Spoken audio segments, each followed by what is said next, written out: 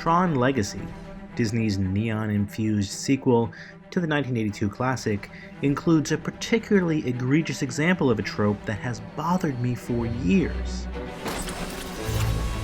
I'm Cora! It's a gendered convention that will be instantly familiar to science fiction fans. The convention shows up over and over again in speculative media, but it didn't have a name. So I gave it one. I call it Born Sexy Yesterday. She's an ISO. The character of Cora is an isomorphic algorithm, or ISO. Basically, she's a sentient computer program in the shape of a woman. She's the miracle, man. Everything I ever worked for. A digital frontier to reshape the human condition. As the last of the ISOs, Cora is described this way. Profoundly naive. Unimaginably wise. If that sounds vaguely like something someone might say about a child, it's no accident. Because that's exactly how Tron Legacy portrays Cora. But between you and me, Jules Verne is my favorite. Do you know Jules Verne? Sure. What's he like? She has the mind of a naive, yet highly skilled child, but in the body of a mature, sexualized woman. She also serves as our hero's love interest. Profoundly naive, yet unimaginably wise, captures the essence of this trope. Born yesterday is an idiom meaning extremely naive, inexperienced, or ignorant. He thinks I'm too stupid, huh? No. He's right, I'm stupid and I like it. You do? Sure, I'm happy. I get everything I want. 2 mink coats, everything. Activated. As a media trope, Born Sexy Yesterday has both a figurative and, in many cases, a literal meaning. The 1997 sci-fi cult classic, The Fifth Element, is probably the most quintessential example of Born Sexy Yesterday. Told you. Perfect. Like Cora, Lilu is whimsical and naive. But she's also deliberately framed in a sexualized way. They really make her perfect. I know. The female characters that this trope is built around are defined by their innocence of, and inexperience with, worldly things. Pretty. Especially when it comes to sex, romance, or basic social interaction. Would you mind if I kissed you? Does it hurt? Through the use of science fiction conventions, they're brought into the human world already fully formed. The mind of a child manifest in a mature female body. She may be an android, a computer program, a mermaid, an alien, a magical being, or otherwise raised in an environment isolated from the rest of human society. Many of these female characters have one very specific thing in common. They're all deliberately written to be completely unaware of their own sex appeal. This then provides filmmakers with an excuse to include at least one scene in which she disrobes in front of men, and because she's so naive, she doesn't understand the implications of this action. Morning!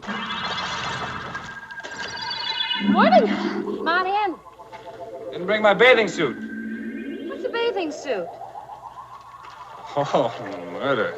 As you might imagine, there's quite a bit of overlap here Good morning, Robert. with the manic pixie dream girl trope. This is a magical room. Where does the water come from? The water comes from the pipes. Where do the pipes get it? Although characters who are born sexy yesterday are often highly skilled at something that men will respect. Frequently, that thing is combat. Now, so far, we've only focused on the female characters associated with this trope, but it isn't really about them. The door always spins. Like most things in Hollywood, Born Sexy Yesterday is written for men. And ultimately, it's a relationship trope. 5'9", blue eyes, long legs, great skin. You know, perfect. So that means we need to talk about the other side of the equation, the male heroes. Typically, he's a straight, red-blooded man who has, for a variety of reasons, found himself alone or unsatisfied in love. He finds himself disenfranchised or otherwise directionless. He either can't find or doesn't want a woman from his own world, a woman who might be his equal in matters of love and sexuality. He does have one thing going for him, though. He knows all about living life as a normal human being. It's too bad you don't eat food. You might find it can be quite pleasurable. Would you get pleasure out of food? Here. No, thank you. If you want my secrets, you'll eat my sandwich. Of course, so does every other guy on Earth, which should make him unremarkable. Chew! Chew! Except to a woman born yesterday. Because she's presumably never known another man, he would seem like the smartest, most amazing guy in the entire universe. This is fun. What is it? Oh. Ham and cheese on rye with mayo. And here's where we start to see how the trope is constructed as a male fantasy. It's precisely her naivety and her innocence that allows her to see something special in him, something that other less innocent or more experienced women cannot. Systems normal. Estimated resuscitation time 600 seconds. Commencing countdown. Now, we don't have time to go into it here, but Born Sexy Yesterday is absolutely everywhere in Japanese anime. Now, I should note that Born Sexy Yesterday is not a modern trope. In fact, it's been a fixture of classic Hollywood science fiction films since the beginning of the genre. This was intriguing.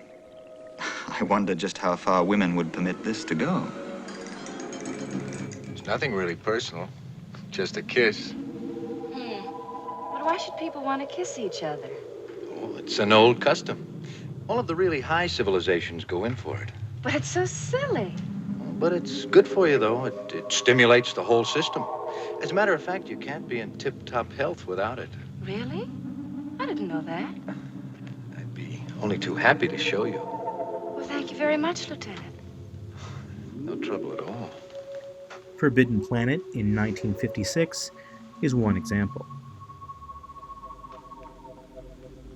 The Time Machine in 1960 is another.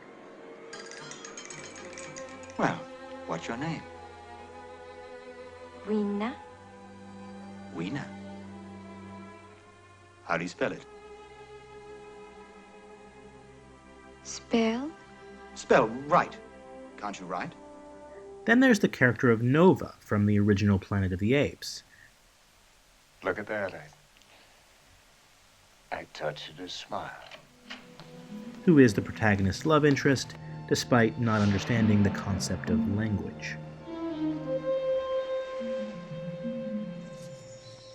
The trope usually involves white women, but Born Sexy Yesterday is an offshoot of a much older media convention. One in which white adventurers discover indigenous women. Although in this case, science fiction replaces colonialism as the mechanism driving that narrative. Big. Bada big boom. Big. Yeah. Boom. Yeah, big bada boom. Bada boom. Big boom. Big bada boom. Still, sometimes it's a little of both. Born Sexy Yesterday fetishizes the stark power imbalance between a wiser, more experienced man and a naive, inexperienced woman. It's the ultimate teacher-student dynamic. It's the custom of my people to help one another when we're in trouble. Star Trek is famous for making frequent use of this trope. Perhaps infamous is a better word, because the trope shows up in the original series and then in every other series afterwards. And this... is this... also helping? You could call it that. Please, help me once again.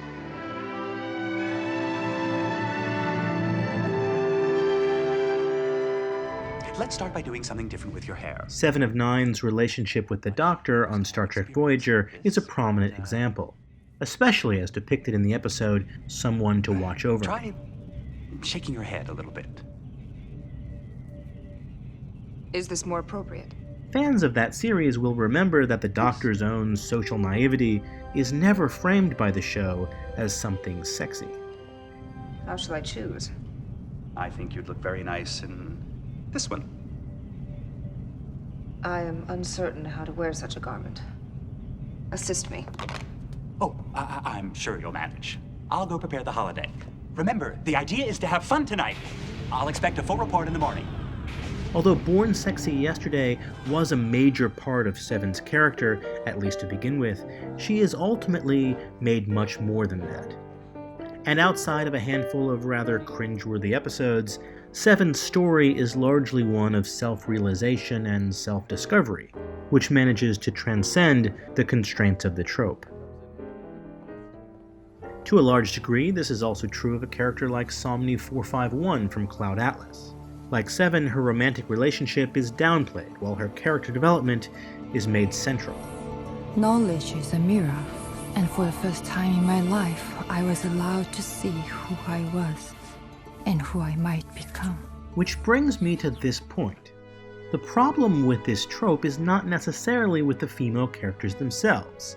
If these were simply stories involving naive, extraterrestrial women who learned about love and humanity, then that wouldn't be an issue. Likewise, if the male hero was also inexperienced and our two protagonists could discover love and sex together, then that would avoid most of the troubling power dynamic issues. What's going on? You need to understand how it works. What? This chip. This body. So, for example, Cameron from the Sarah Connor Chronicles TV show fits the trope. But her relationship with the young John Connor is framed as much more of a mutual exploration. Since Born Sexy Yesterday hinges on a lopsided power dynamic, it's almost never portrayed the other way around. It's extremely rare for a more experienced female character to teach a naive man about sex. I think I better go home now, Mary Sue. Why? I think I might be ill. Something's happening to me. That's supposed to happen.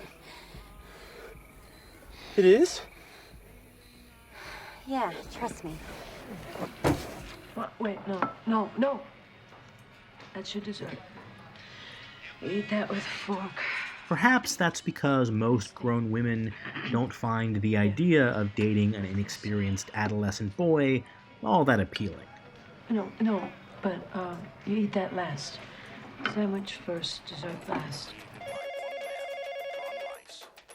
On the rare occasion when the genders are reversed, male ineptitude then becomes the butt of the joke. Hi, this is the woman from the baseball card store, remember me? Oh, yes. Hi. Hello. Hot diggity dog. Thanks for calling me on the telephone. She may even end up falling for him. But she falls for him despite his inexperience, not because of it.